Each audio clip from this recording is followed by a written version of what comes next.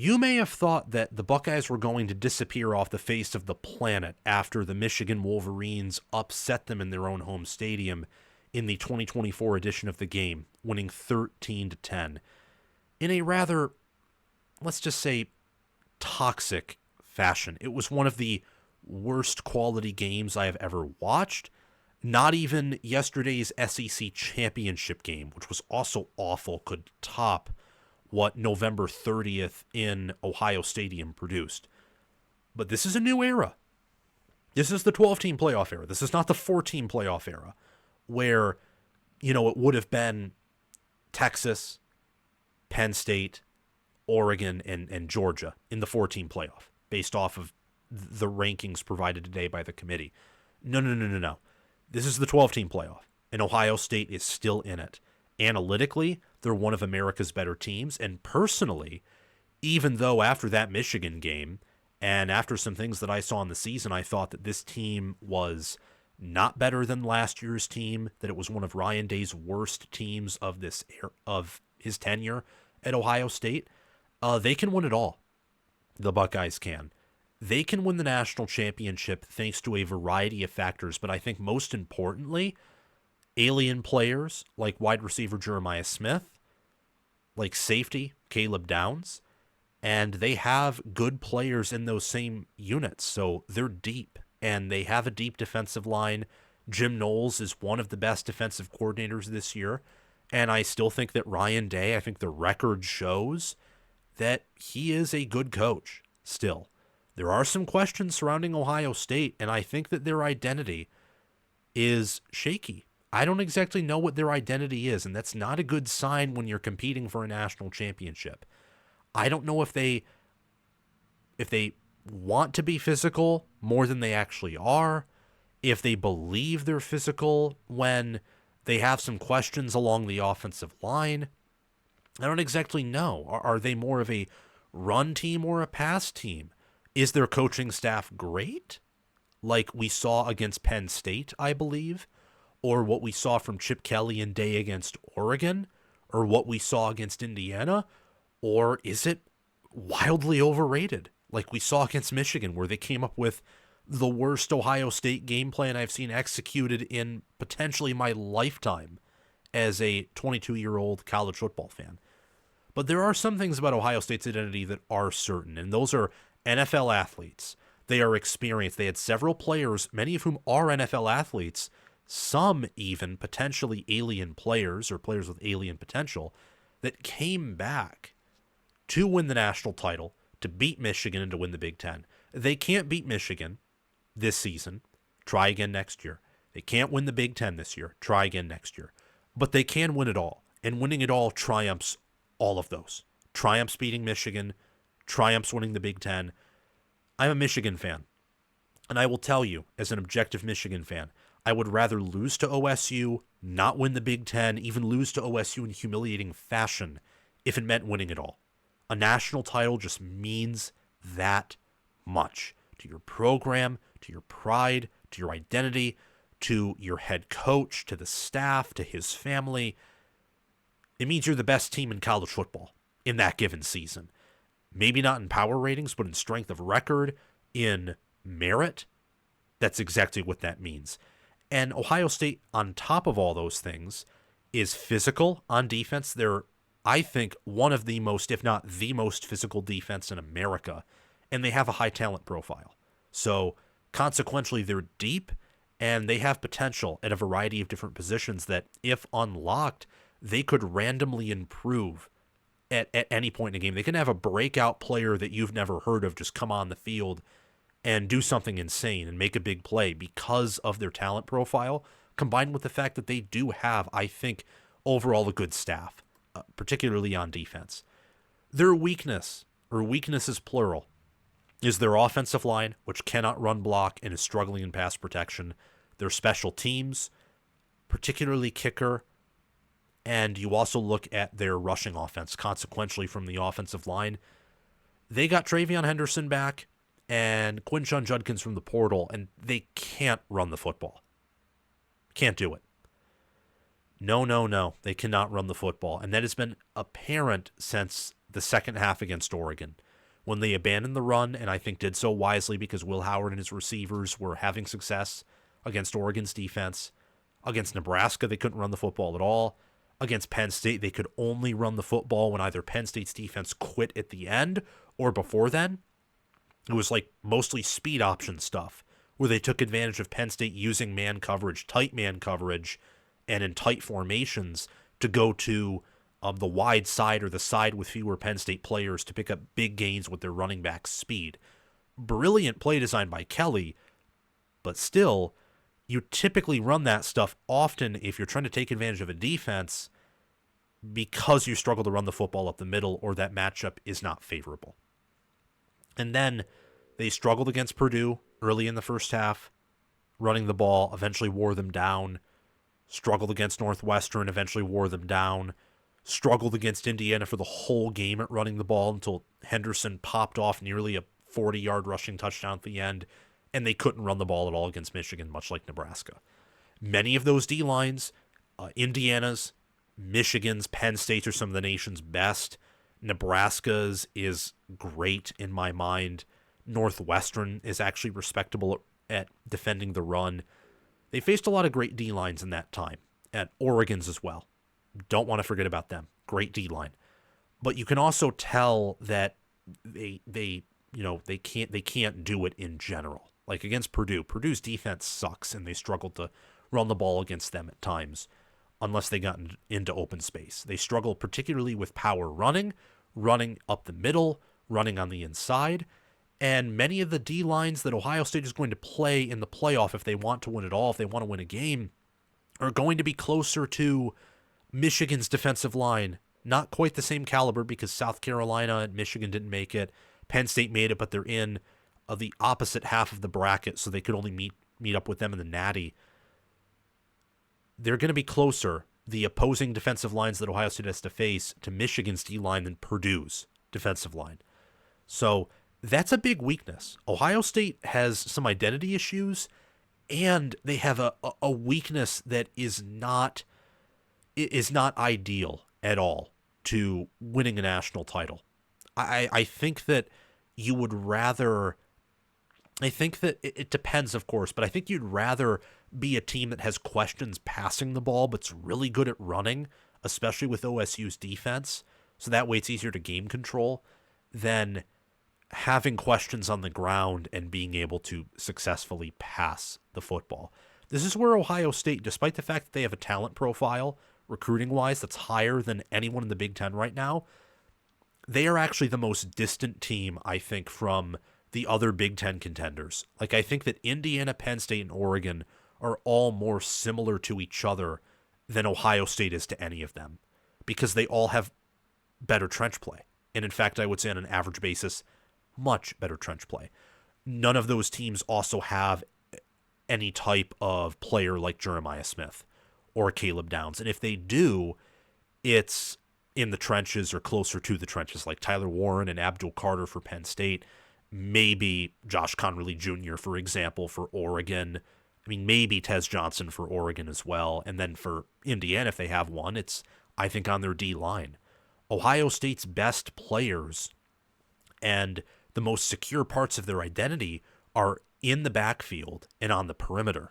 They're not in the trenches. Their strengths are quarterback, running back, wide receiver, D-line, linebacker, DB, and I would also say defensive adjustments. I think Jim Knowles right now is the best defense in the country, not just because they're deep, they're talented, and they're developed at a high level, but also because he makes good adjustments. He calls great plays, and when he sees something that isn't working, he tries to make change, and very often his changes work.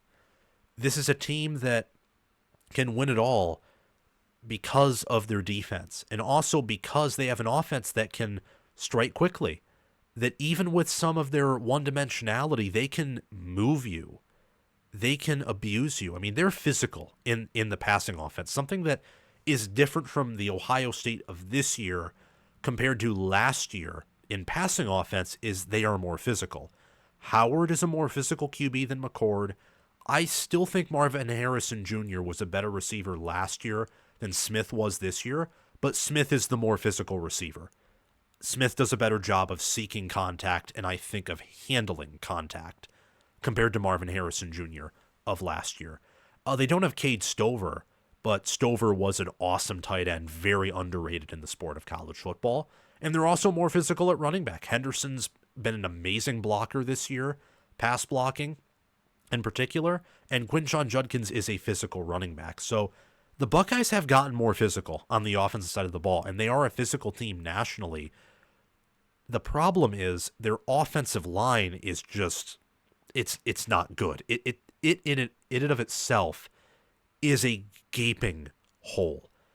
And you have Georgia, you got Texas, you have Oregon, Tennessee is James Pierce Jr. They're not as deep as many of these other schools, but they have an X Factor player, potentially an alien player on their D line. You got Penn State. You have Notre Dame. I mean, Clemson's D line is nothing to mess around with. You got Indiana. SMU's had actually a good defensive line this year. And there are probably other teams like Boise State has great pass rushers, and they have a great run defense. Having a bad O-line, especially with this bracket, but just in general because the O-line's that important, is a bad start. In fact, a terrible start to winning it all. But Ohio State is one of those teams that's so good, great, elite at other positions that they may actually be able to negate that. And outside of the Michigan game, I've thought for all season long that Ryan Day's actually done a good job of negating his weaknesses in the O-line. They did a great job against Indiana, I think, doing that. They did a good job against Penn State negating that weakness. And it's because of their running backs, wide receivers, and their defense. They have a high ceiling passing offense. When their passing offense is on, it may be the best in college football. And a large part of that's Jeremiah Smith, but also Emeka Egbuka, the reliable wide receiver, the guy who you throw to pick up first downs, and he'll always make the catch and run the proper route.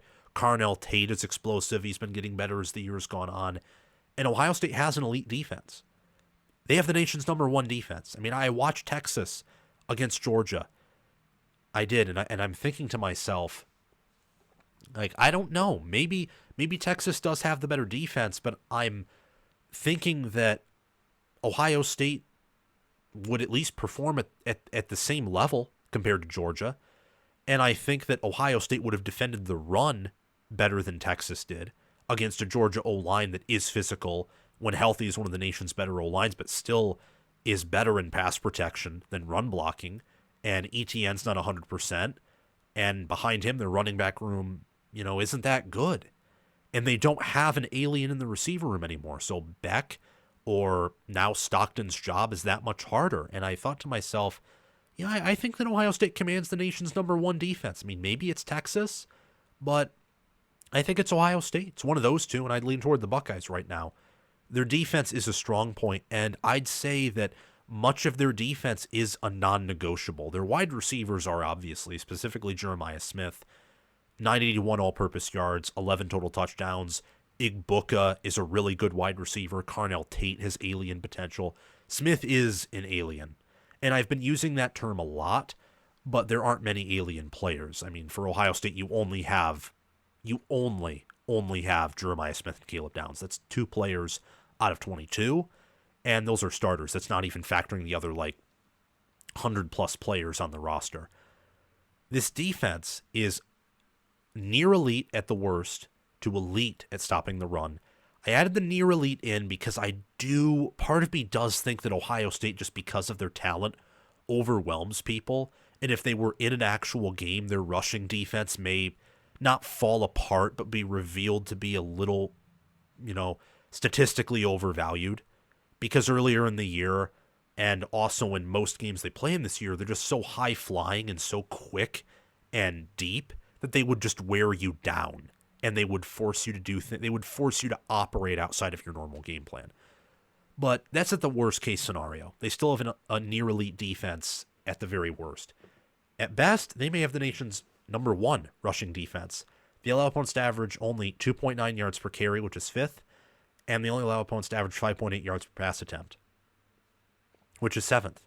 And that's thanks to players like Cody Simon, Sonny Styles, Caleb Downs, Jordan Hancock, and Lathan Ransom, who occupy the linebacker and also safety and nickel back rooms. Ohio State's defense is one of the better defenses at tackling that I have watched this season. At the end of the Michigan game, the only reason they didn't tackle Kalel Mullings is at that point they were already on the field for like 8 minutes of game time. That was on the offense. Of course, the defense has to make that tackle, but a lot of that was on the offense's inability to even give the defense time to rest. So they tackle well, they're disciplined. Jim Knowles does a good job of calling up blitzes, and he's trained his players to time opponents' snaps, which is why they had a lot of success against Indiana. I think why they had some success against Penn State as well. They're well coached on defense. They're well developed, especially in the defensive backfield, and their wide receivers as well. They're developed, and they're insane. Like, Jeremiah Smith is just such a phenomenal player. He can wreck opponents by himself. He can carry Ohio State in a game if they need him to. The X Factor players for the Buckeyes are TreVeyon Henderson and Quinshon Judkins at running back, and then the 3 starting wide receivers in Jeremiah Smith, Emeka Egbuka, and Carnell Tate. Now, this is a blessing and a curse. There's no trench player, or even a semi-trench player like a tight end, as an X Factor player. And I don't think Will Howard's an X Factor player either.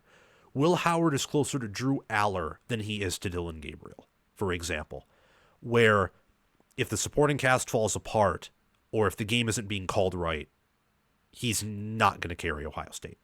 The same thing that, like with Aller, that he won't do. Rourke, I think, is a bit better. I just think that he had a far inferior supporting cast in the game against OSU compared to Howard. And Gabriel can make magic happen. He's not like a first-round NFL QB, but he can make magic. He's an elite college QB. That's kind of the curse of this, is that the trench play has no X Factor players. Maybe Donovan Jackson, but Jackson is outside of his normal position, and his supporting cast is so bad that I think as of right now I question whether he's an X Factor player as well. And the offensive line hasn't been developed well either. But the blessing of this is that you can strike quickly. And Ohio State hasn't had a ton of explosive plays this year, but they have done a good job at times of getting down the field quickly with several, 10, 15, 20, 25, 30-yard plays and getting into the end zone. They have still a pretty high red zone efficiency. It's not the same as before the injuries in the O-line, but still it's pretty high. They have great players on offense. And defensively, Tyleik Williams, Jack Sawyer, I think, are the X-Factor players on the D-line. Cody Simon is an X-Factor player at linebacker. And Caleb Downs, Lathan Ransom, and Jordan Hancock are X-Factor players in the secondary. This defense tackles well. They are physical. They, I think, are great in coverage still. They don't allow big plays usually. The only negative I'd have to say about them is their pass rush, and Jim Knowles does a good job typically of negating that by sending blitzes that are well-timed and drawn up. I mean, Cody Simon is one of the best linebackers in the country, and this safety room is the nation's best by a mile, especially if you include Jordan Hancock with that nickelback position, a part of the room that Caleb Downs and Lathan Ransom occupy. This is the nation's best defense. You combine that with the X-Factor players on offense, with an alien like Jeremiah Smith, with the talent and depth that OSU has at every position except for the offensive line. If Day can call up a good game, if he can scheme like he did against Georgia in 2022, Clemson against 2020, or like he did against Michigan in 2023, Ohio State can absolutely win it all with the talent they have, with the players that they have, and with the assistant coaches and coordinators that they have. Do not sleep on Ohio State. They are still a team who is in the conversation to win it all and therefore be the best team of 2024. Thank you so much for watching. Remember to like the video and subscribe to the channel, and also hit that notification bell so that way you can get notified when new content from College Football with Sam drops. I appreciate you very much, and also share the video around to others who you know enjoy the sport of college football and love it as I do and as you do, and comment your thoughts down below so that we can have a conversation, because I want to know what you are thinking. And join our Discord server where we talk college football 24/7 via the link in the description or down below in the pinned comment. Thank you to my Heisman Patreon members, Crash2488, Brasco Rascal, and Kylo OH. Thank you to my All-American Patreon members, Chris Lane, Ismar, and Tyler Nye. And thank you to my All-Conference members, John Lynn, Roaming Gnome, Matthew Sale, Austin Christmas, Joshua Jorgensen, and Will Loftus. Make sure to check out my merchandise store and or Patreon page, or super chat down in the comment section below to support the channel. The Patreon page and merchandise store links are in the description or down below in the pinned comment. I hope you have a wonderful day. It is December, so Merry Christmas and also Happy New Year. I will see you guys soon.